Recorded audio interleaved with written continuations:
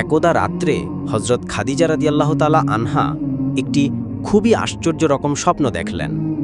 তিনি দেখালেন নির্মল আকাশে পূর্ণিমার চন্দ্রমুখ উজ্জ্বল করে হাসতেছে। সেই হাসিতে সারা জগৎ উদ্ভাসিত। সহসা আকাশ থেকে চন্দ্রটি ধীরে ধীরে মাটিতে নেমে এসে হজরত খাদিজা রাদিয়াল্লাহু তাআলা আনহার বুকে আশ্রয় গ্রহণ করল। চন্দ্রের সুবিমল আলোতে হজরত খাদিজা রাদিয়াল্লাহু তাআলা আনহার সমস্ত শরীর যেন আলোকিত হয়ে গেল। তিনি সেই চন্দ্রটিকে নিজের বক্ষের সাথে চেপে ধরে পরম শান্তি অনুভব করলেন। তারপর আচমকাই তার ঘুর ভেঙে গেল। এমন অস্বাভাবিক স্বপ্ন দেখে হজরত খাদিজা রাদিয়াল্লাহু তাআলা আনহা এর তাৎপর্য সম্পর্কে খুবই চিন্তা করতে লাগলেন। তবে স্বপ্নের অর্থ তিনি উদ্ঘাটন করতে না পারলেও তার মনে এমন দৃঢ় ধারণা জন্মালো যে অবশ্যই এটি একটি অত্যন্ত গুরুত্বপূর্ণ স্বপ্ন, কোনো বাজে স্বপ্ন নয়। অতএব পরের দিন সকালেই নিজের পিতৃব্য পুত্র বিজ্ঞ ধর্মীয় পণ্ডিত ওরকা ইবনে নৌফেলের কাছে হাজির হলেন এবং ওরকা বিন নৌফেলের কাছে সেই অস্বাভাবিক স্বপ্নটির কথা বর্ণনা করে তার অর্থ জানতে চাইলেন। ওরকা বিন নৌফেল ওই অপূর্ব স্বপ্নটির কথা শ্রবণ করে বললেন, বোন, তুমি অত্যন্ত ভাগ্যবতী মনে হচ্ছে, কারণ তুমি যে স্বপ্ন দেখছ তার অর্থ অত্যন্ত গুরুত্বপূর্ণ। কারণ আমি তাওরাত ও ইঞ্জিল কিতাব পাঠ করে যে তথ্য পেয়েছি তাতে পরিষ্কার বোঝা যাচ্ছে যে দুনিয়াতে আখিরি নবী সাল্লাল্লাহু আলাইহি ওয়াসাল্লামের আবির্ভাব ঘটেছে। আজ তোমার এই স্বপ্ন বৃত্তান্ত শ্রবণ করে একথা পরিষ্কার বোঝা যাচ্ছে যে তুমি সেই আখিরি নবী সাল্লাল্লাহু আলাইহি ওয়াসাল্লামকে স্বামিত্বের বরণ করতে যাচ্ছ। আর নারী পুরুষের ভিতরে তুমি সর্বপ্রথম তাকে নবী বলে স্বীকার ও বিশ্বাস করে তার ধর্ম গ্রহণ করবে। পিতৃব্য পুত্রের কাছে নিজের স্বপ্নের এমন ব্যাখ্যা শ্রবণে হজরত খাদিজা রাদিয়াল্লাহু তাআলা আনহা খুশি মনে ঘরে ফিরে গেলেন। সেদিন থেকেই হজরত খাদিজা রাদিয়াল্লাহু তাআলা আনহার হৃদয়ের মধ্যে একটি প্রশ্ন আশা অঙ্কুরিত হল। মহানবী হজরত মুহাম্মদ সাল্লাল্লাহু আলাইহি ওয়াসাল্লামের বিবাহ করার বয়স তখন হয়েছিল এবং তার ব্যবস্থা ও সমাধা করার দায়িত্ব ছিল তার চাচা আবু তালিবের উপরে। কিন্তু তার অধিক আর্থিক অনটনের জন্য তিনি তা পেরে উঠছিলেন না। মহানবী মুহাম্মদ সাল্লাল্লাহু আলাইহি ওয়াসাল্লাম নিজেও যে চাকরিটি করছিলেন তার উপার্জনও ছিল অত্যন্ত নগণ্য। তাই তার নিজের পক্ষেও খরচপত্রের যোগান দিয়ে বিবাহ করা সম্ভব ছিল না। আবু তালিব দায়িত্বশীল অভিভাবক হিসেবে ওই ব্যাপারে অত্যন্ত উদ্বিগ্ন এবং বিশেষভাবে চিন্তিত ছিলেন। একদিন তিনি তার ভাতিজাকে কাছে বসিয়ে তার সঙ্গে বিষয়টি খোলাখুলি আলোচনা করলেন। তিনি বললেন, হে মুহাম্মদ, আমি তোমার নিকট খুবই লজ্জিত যে খরচের অভাবের জন্য আমি এখন পর্যন্ত তোমাকে বিবাহ করাতেই পারলাম না, অথচ তোমাকে বিবাহ করানোর জন্য আমি খুবই উৎসুক আছি। আমার মনের একটি খেয়াল জেগেছে যে মিত্র খলিদের কন্যা খাদিজার বিরাট কারবার। তার সেই কারবারে মনে হয় যোগ্য, সৎ ও অভিজ্ঞ লোকের দরকার। যদি হয় তবে তুমি সেই পদে উপনীত হতে পারলে বিনিময়ে তোমার কিছু ভালো উপার্জন হতে পারে। তখন তার কিছু কিছু জমা করে তা দিয়ে তোমার বিবাহের ব্যবস্থা করতে হবে। অতএব তোমার কাছে আমার জিজ্ঞাসা এই যে তুমি হজরত খাদিজা রাদিয়াল্লাহু তাআলা আনহার ব্যবসায় নিযুক্ত হতে রাজি আছো কিনা। মহানবী সাল্লাল্লাহু আলাইহি ওয়াসাল্লাম চাচার মুখে এই কথা শুনে তখন নবী সাল্লাল্লাহু আলাইহি ওয়াসাল্লাম বললেন, চাচাজান, আপনি আমার গার্জিয়ান এবং পরম হিতাকাঙ্ক্ষী। অতএব আপনার যে কোনো অভিমতের সাথে আমি ঐক্যমত থাকব, এ বিষয়ে আপনি নিশ্চিত থাকুন। ওদিকে হজরত খাদিজা রাদিয়াল্লাহু তাআলা আনহা যেহেতু মহানবী হজরত মুহাম্মদ সাল্লাল্লাহু আলাইহি ওয়াসাল্লামের প্রজ্ঞা ও যোগ্যতার খবর শুনতে পেয়েছিলেন, তাই এরই মধ্যে হজরত খাদিজা রাদিয়াল্লাহু তাআলা আনহা একদিন মহানবী হজরত মুহাম্মদ সাল্লাল্লাহু আলাইহি ওয়াসাল্লামের নিকটে লোকদের মাধ্যমে তাকে ব্যবসায় নিযুক্ত করার প্রস্তাব প্রেরণ করলেন। মহানবী হজরত মুহাম্মদ সাল্লাল্লাহু আলাইহি ওয়াসাল্লাম এই বিষয়ে নিজের চাচা আবু তালিবের সঙ্গে আলোচনা করে তারপর সেই লোকটিকে জানিয়ে দিলেন যে এই সম্পর্কে তিনি রাজি আছেন। কয়েকদিনের ভিতরে হজরত খাদিজা রাদিয়াল্লাহু তাআলা আনহা অনেক টাকা পয়সা ও ব্যবসার পণ্য দিয়ে মহানবী হজরত মুহাম্মদ সাল্লাল্লাহু আলাইহি ওয়াসাল্লামকে ব্যবসার উপলক্ষে সিরিয়ায় পাঠালেন। হজরত খাদিজা রাদিয়াল্লাহু তাআলা আনহা মহানবী হজরত মুহাম্মদ সাল্লাল্লাহু আলাইহি ওয়াসাল্লামকে কাজের সাহায্য এবং তার সেবা যত্ন করার জন্য তার মায়সারা নামক একজন বিশ্বস্ত ও সুদক্ষ প্রীতদাসকে আর খুজাইমা নামক একজন কর্মদক্ষ আত্মীয়কে তার সাথী পাঠালেন। তিনি তাদেরকে বলে দিলেন যে তোমরা উভয়ে তার সেবা যত্ন করবে, তার আদেশ ও উপদেশ মেনে চলবে এবং সদা সর্বদা তার সুবিধা এবং অসুবিধার দিকে খেয়াল রাখবে। মহানবী হজরত মোহাম্মদ মুস্তফা সাল্লাল্লাহু আলাইহি ওয়াসাল্লাম হজরত খাদিজা রাদিয়াল্লাহু তাআলা আনহার ব্যবসার পণ্য নিয়ে সঙ্গে মায়সারা ও খুজাইমা সহ একটি ব্যবসার কাফেলার সাথে মিলিত হয়ে সিরিয়ার দিকে রওনা হলেন এবং তারপর যথাসময়ে সিরিয়ার অন্তর্ভুক্ত ভুসরা নগরে গিয়ে উপনীত হল। সেই স্থানে একটি বিরাট বটগাছের নিচে তাঁবু গাড়লেন। ওই গাছটি বহুদিন যাবৎ পত্রপুষ্প ও ফলহীন প্রায় মৃত্যু অবস্থায় দণ্ডায়মান ছিল। কাফেলার লোকজন গাছটির নিচে তাঁবু গাড়ার সময় মহানবী হজরত মুহাম্মদ সাল্লাল্লাহু আলাইহি ওয়াসাল্লাম ওই গাছটির একটি শিকড়ের উপর বসে পড়লেন এবং তারপর বিশ্রাম নিলেন। কিন্তু কি আশ্চর্যের বিষয়, তিনি ওই গাছের শিকড়ের উপর বসার সাথে সাথে সেই গাছটি একেবারে সজীব হয়ে উঠল এবং কিছু সময়ের ভিতরেই গাছ থেকে পুষ্প পল্লব উদ্গত হয়ে তাই একটি সম্পূর্ণ তরতাজা গাছে পরিণত হল। নিকটস্থ লোকজন এই দৃশ্য দেখে খুবই হতভাগ হয়ে গেল। ওই গাছটির কিছু দূরে বুখাইরা নামক এক খ্রিস্টান ধর্মযাজক বাস করতেন। এই সংবাদ শুনে তিনি দ্রুত পদে ছুটে এসে দেখতে পেলেন যে সত্যি দীর্ঘকাল যাবৎ উক্ত মুরব্বী গাছটি তরতাজা হয়ে তাতে পত্রপুষ্প ফল বের হয়েছে। বুখাইরা যাজক অবাক হয়ে উক্ত কাফেলার প্রতিটি লোকের পরিচয় জিজ্ঞেস করলেন, কেননা তার মনে দৃঢ় বিশ্বাস জন্মেছিল যে এই কাফেলার লোকদের মধ্যে নিশ্চয়ই একজন মহাপুরুষ আছেন। এই গোপন উদ্দেশ্য মনে ধারণ করে তিনি সবার সাথে আলাপ করতে করতে অবশেষে হজরত মুহাম্মদ সাল্লাল্লাহু আলাইহি ওয়াসাল্লামের সাথে বিশেষভাবে আলাপ করে বুঝতে পারলেন যে অদূর ভবিষ্যতে এই যুবক সে জমানার নবী হবেন। খ্রিস্টান ধর্মযাজক পূর্ববর্তী আসমানি কিতাব ও ইঞ্জিলের বিশেষ অভিজ্ঞ ছিলেন বলে তিনি এসব কিছুই বুঝতে পারলেন। তিনি ইঞ্জিলে যে শেষ নবীর যে আকৃতি ও প্রকৃতির কথা পড়েছিলেন, হজরত মুহাম্মদ সাল্লাল্লাহু আলাইহি ওয়াসাল্লামের আকৃতি ও প্রকৃতির সাথে তার হুবহু মিল দেখতে পেয়ে তিনি বুঝতে পারলেন যে তার ধারণা পুরোপুরি ঠিক। বুখাইরা অনেক সময় ধরে হজরত মুহাম্মদ সাল্লাল্লাহু আলাইহি ওয়াসাল্লামের সাথে আলাপ করে তার গভীর জ্ঞানের পরিচয় পেয়ে তিনি খুবই সন্তুষ্ট হলেন। তারপর তিনি হজরত মুহাম্মদ সাল্লাল্লাহু আলাইহি ওয়াসাল্লামের সাথী মায়সারাকে গোপনে ডেকে বললেন, তোমাদের সাথে হজরত মুহাম্মদ একজন সত্যিকারের মহাপুরুষ। ভবিষ্যতে এই ব্যক্তি হবেন আখিরি নবী অর্থাৎ বিশ্বনবী। এদেশের খ্রিস্টান এবং ইহুদিগণ এর পরিচয় পেলে এর প্রাণানাশের চেষ্টা করবে, যেহেতু তারা জানে যে আখিরি নবী সাল্লাল্লাহু আলাইহি ওয়াসাল্লামের আবির্ভাব হলে তার প্রত্যেক ধর্ম বাতিল হয়ে তার ওই ধর্ম দুনিয়ার সবখানে ছড়িয়ে পড়বে এবং তার ওই ধর্ম প্রসারিত হবে। তাই তোমরা দেরি না করে অতি সত্বর প্রত্যাগমন করে তোমরা দেশে চলে যাও।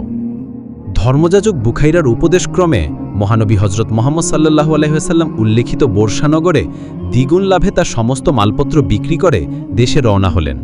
ফেরার পথে মায়সারা ও খুজাইমা লক্ষ্য করল যে মহানবী হজরত মুহাম্মদ সাল্লাল্লাহু আলাইহি ওয়াসাল্লাম যে উটের উপরে আরোহণ করে রাস্তা চলছেন, ঠিক তার উপরে একখণ্ড মেঘ ছায়া দিয়ে তার সাথে সাথে অগ্রসর হচ্ছে।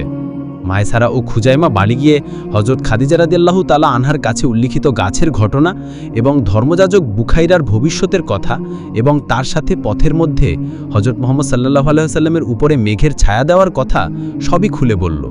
হজরত খাদিজা রাদিয়াল্লাহু তাআলা আনহা এসব আশ্চর্য ঘটনার কথা শ্রবণ করে বুঝতে পারলেন যে এই যুবক সত্যি শেষ নবী হবেন। যথাসময় মহানবী হজরত মুহাম্মদ সাল্লাল্লাহু আলাইহি ওয়াসাল্লাম হজরত খাদিজা রাদিয়াল্লাহু তাআলা আনহার নিকটে ব্যবসার হিসাব নিকাশ বুঝিয়ে দিলেন। খাদিজা রাদিয়াল্লাহু তাআলা আনহা দেখলেন যে দেওয়া মূলধনের প্রায় দ্বিগুণ মুনাফা হয়েছে। খাদিজা রাদিয়াল্লাহু তাআলা আনহা ব্যবসা আরম্ভ করছেন, ওই দিন কোনোবারই তার এত অধিক লাভ হয়নি। এতে খাদিজা রাদিয়াল্লাহু তাআলা আনহা মহানবী হজরত মুহাম্মদ সাল্লাল্লাহু আলাইহি ওয়াসাল্লামের উপরে এত বেশি সন্তুষ্ট হলেন যে তাকে তিনি তার ন্যায্য পাওনা ব্যতীত আরও অনেক টাকা পয়সা পুরস্কার স্বরূপ দিয়ে দিলেন। হজরত ওরকা ইবনে নৌফেলের কাছ থেকে নিজের দেখা পূর্বের সেই স্বপ্নের মর্ম জানার পরে হজরত খাদিজা রাদিয়াল্লাহু তাআলা আনহা মহানবী হজরত মুহাম্মদ সাল্লাল্লাহু আলাইহি ওয়াসাল্লামের উপরে কেন জানি একটা আকর্ষণ বোধ করছিলেন। যদিও তিনি তাকে কোনোদিনই আর এর পূর্বে দেখেননি, এবার তিনি তাকে দেখে তার কথাবার্তা শ্রবণ করে ও তার আচার ব্যবহার ও লক্ষ্যাদি লক্ষ্য করে খাদিজা রাদিয়াল্লাহু তাআলা আনহার মনে এই সুদৃঢ় ধারণা জন্মালো যে মক্কানগরীতে যদি কারো শেষ নবী হওয়ার যোগ্যতা থেকে থাকে তাহলে তিনি মুহাম্মদ ছাড়া নিশ্চয়ই আর অন্য কেউই হবে না। হজরত খাদিজা রাদিয়াল্লাহু তাআলা আনহা নিজে খুব বিদুষী, বিচক্ষণ, বুদ্ধিমতী ও দূরদৃষ্টি সম্পন্ন মহিলা ছিলেন। তাই তিনি হজরত রাসূল করিম সাল্লাল্লাহু আলাইহি ওয়াসাল্লামের অপূর্ব সত্যতা, বিশ্বস্ততা, আমানতদারি, বিনয়, নম্রতা এবং তার ব্যক্তিত্ব, সচ্চরিত্রতা ও ন্যায় নিষ্ঠতা এসব দেখে তার উপর অধিকতর আকৃষ্ট হয়ে পড়লেন। এমনকি তিনি আর বিবাহ করবেন না বলে যে প্রতিজ্ঞা করেছিলেন তা ভুলে বিবাহর মাধ্যমে নতুন করে সংসার করবেন বলে হযরত খাদিজা রাদিয়াল্লাহু তাআলা আনহা দৃঢ় সংকল্প করলেন। নাফিসা নামের হযরত খাদিজা রাদিয়াল্লাহু তাআলা আনহার দৈহিক বুদ্ধিমতী পরিচারিকা ছিলেন। হযরত খাদিজা রাদিয়াল্লাহু তাআলা আনহা একদিন তার কাছে নিজের মনের কথা উপস্থাপন করলেন। তার কথা শুনে নাফিসা তাকে বলল, আপনার আর কিছুই বলতে হবে না, আমি এইসব কিছুরই ব্যবস্থা করে দিচ্ছি।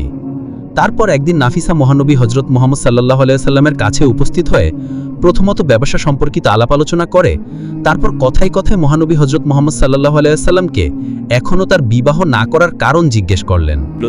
এবং নাফিসা বললেন, আপনার বয়স তো অনেক হয়েছে, এখন তো বিবাহের বয়স, এখন আপনি কেন বিবাহ করছেন না? নাফিসার কথা শুনে নবী করিম সাল্লাল্লাহু আলাইহি ওয়াসাল্লাম বললেন, আপনি অবশ্যই আমার আর্থিক বিষয়ে অবগত আছেন, আপনাকে আর নতুন করে জানানোর কিছুই নেই।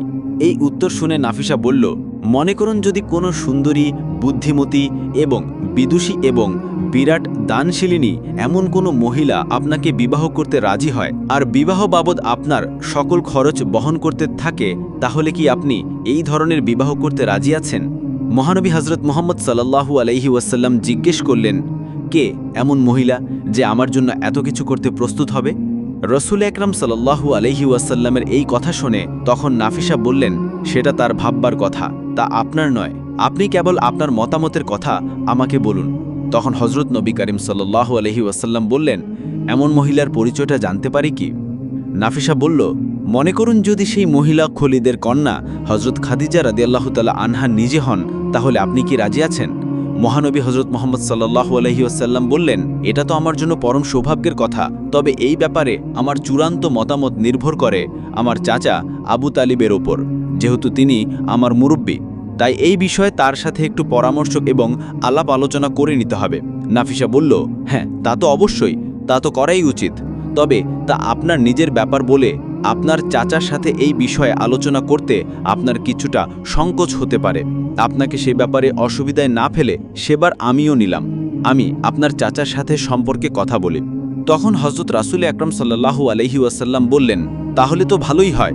তারপর নাফিসা হযরত খাদিজা রাদিয়াল্লাহু তাআলা আনহার কাছে গিয়ে নিজের সাফল্যের খবর জানিয়ে সমস্ত কথা আনুপঙ্খিক তার নিকট বর্ণনা করলেন।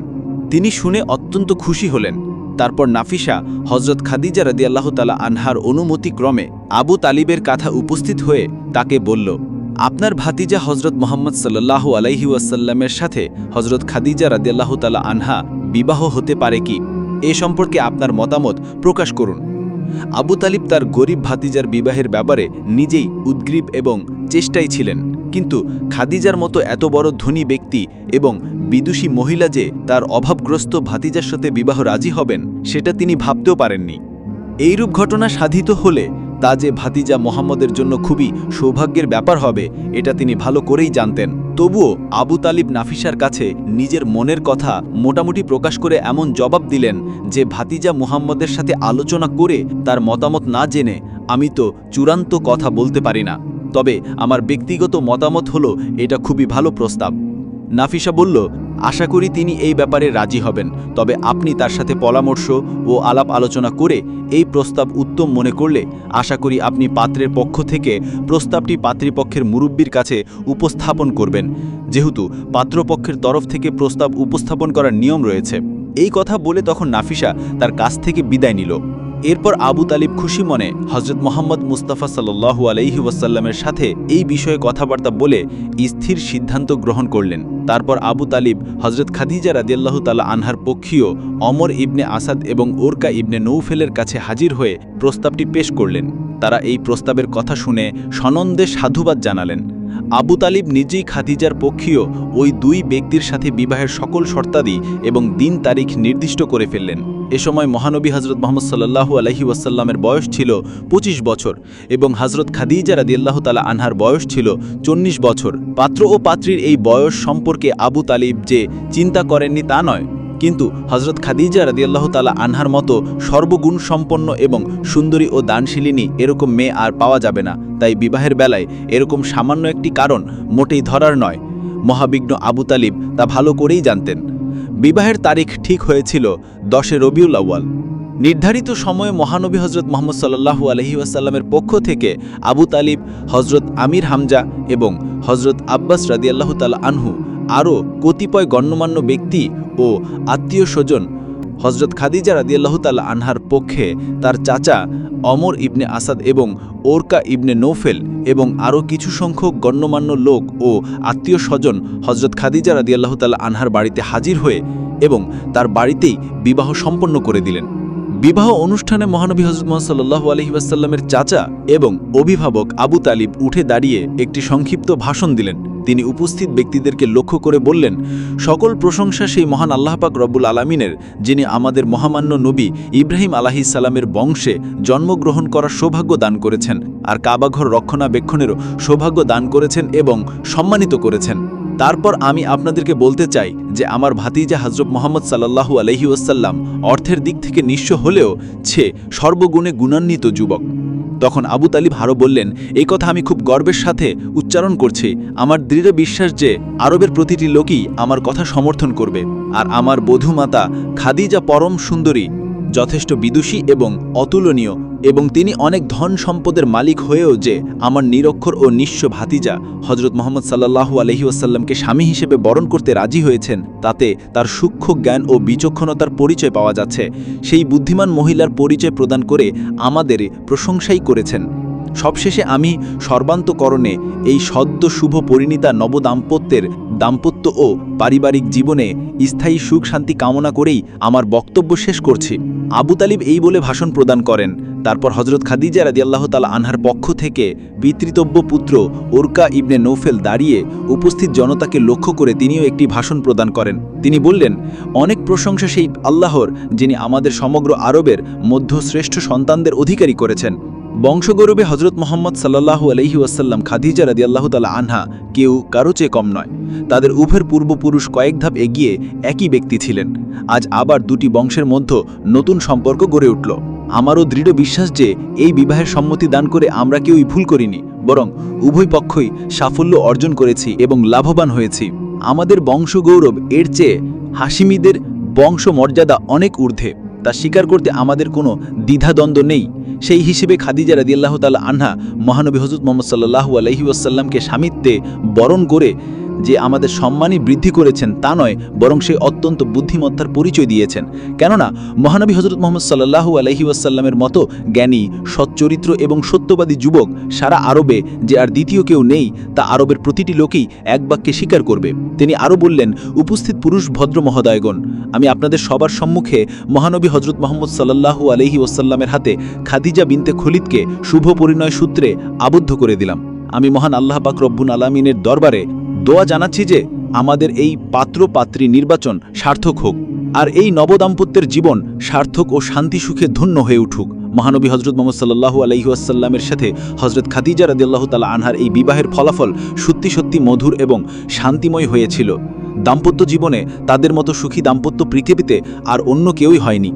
বিবাহের পর হযরত খাদিজা রাদিয়াল্লাহু তাআলা আনহা আবু তালিবকে এত অধিক পরিমাণে আর্থিক সাহায্য দান করেছিলেন যে তা দিয়ে ব্যবসা বাণিজ্য করে তিনি পরবর্তী জীবন অত্যন্ত সুখে ও স্বাচ্ছন্দ্যে অতিবাহিত করেছিলেন।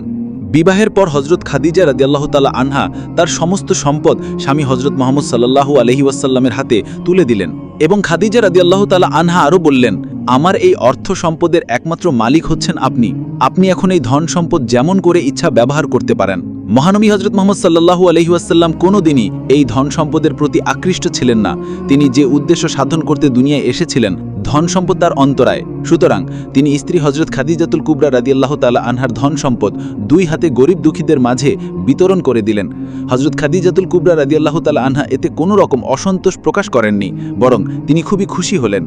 মহানবী হযরত মুহাম্মদ সাল্লাল্লাহু আলাইহি ওয়াসাল্লাম এবং তার স্ত্রী হযরত খাদিজাতুল কুবরা রাদিয়াল্লাহু তাআলা আনহার পারিবারিক জীবনে কোনোদিন সামান্য মাত্র মনোমালিন্য কিংবা কলহের সৃষ্টি হয়নি। চিরসুখ ও অনাবিল শান্তিতে অতিবাহিত হয়েছিল তাদের পারিবারিক জীবন। প্রিয় দর্শক, এটাই ছিল হযরত মুহাম্মদ সাল্লাল্লাহু আলাইহি ওয়াসাল্লামের সাথে হযরত খাদিজা রাদিয়াল্লাহু তাআলা আনহার বিবাহের ঘটনা। এই ঘটনাটি যদি আপনাদের কাছে ভালো লেগে থাকে তাহলে অবশ্যই ভিডিওটিতে একটি লাইক দিয়ে আমাদের এই চ্যানেলটি সাবস্ক্রাইব করে দিবেন। আপনাদের মূল্যবান মতামত জানানোর জন্য অবশ্যই আমাদেরকে কমেন্ট করে জানিয়ে দিবেন।